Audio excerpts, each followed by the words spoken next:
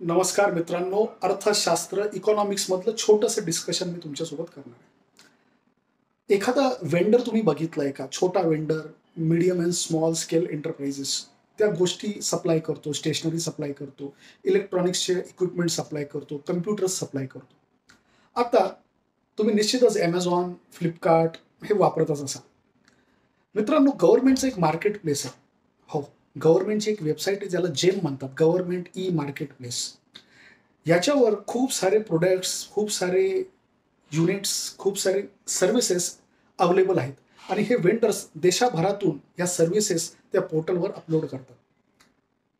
आपली जी गव्हर्नमेंट आहे, सेंट्रल गव्हर्नमेंटच्या अंडर जेवढे डिपार्टमेंट येतात किंवा जेवढे पब्लिक सेक्टर युनिट्स येतात किंवा पब्लिक सेक्टर बँक येतात किंवा मिनिस्ट्रीज येतात, या सगळ्यांना सेंट्रल गव्हर्नमेंटने एक निर्देश दिलेला आहे साधारणतः 2 ते 3 वर्ष अगोदर, की तुमची जी पण पर्चेसिंग आहे, ती तुम्ही या जेम मार्केट प्लेसवरनं करायची आहे.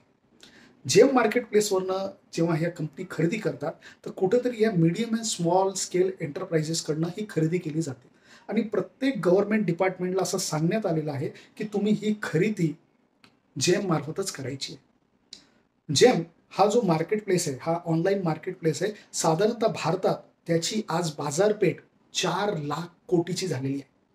म्हणजे गव्हर्नमेंट एवढ्या मोठ्या प्रमाणावर या मार्केट प्लेसवरनं वस्तू व सर्व्हिसेस घेते. आपणही त्याच्यात जाऊन घेऊ शकतो.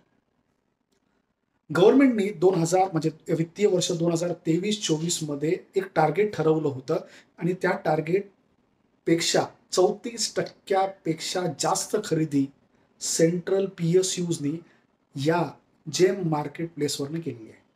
साधारणतः 2,00,000 कोटीची पर्चेसिंग या प्लॅटफॉर्मवरनं झालेली आहे.